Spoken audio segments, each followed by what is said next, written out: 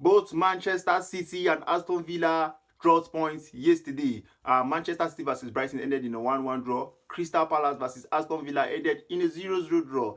This is a very, very huge result for Arsenal.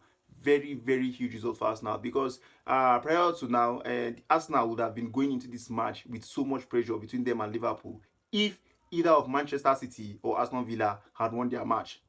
Because if either of them had won their match, they are going to be 3 points behind Arsenal, which is going to be mounting pressure on Arsenal going into their match with Liverpool. Whilst it stands now, Arsenal are of advantage because a draw in this match between them and Liverpool is going to take them 6 points clear of the both of them.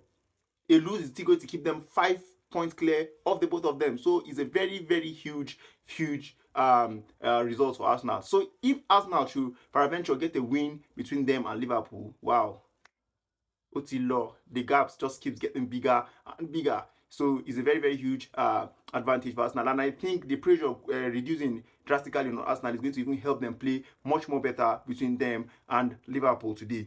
So let's take a quick rundown of the results so far in the match week 21 of the Premier League. West Ham versus Nottingham Forest ended 2-1 in favour of Nottingham Forest. Manchester City versus Brighton ended in a 1-1 draw. Fulham versus Chelsea. Fulham beating Chelsea 2-1. Fulham have been stubborn. Everton versus Wolves, it ended in a 1-1 draw. Wolves picking another point.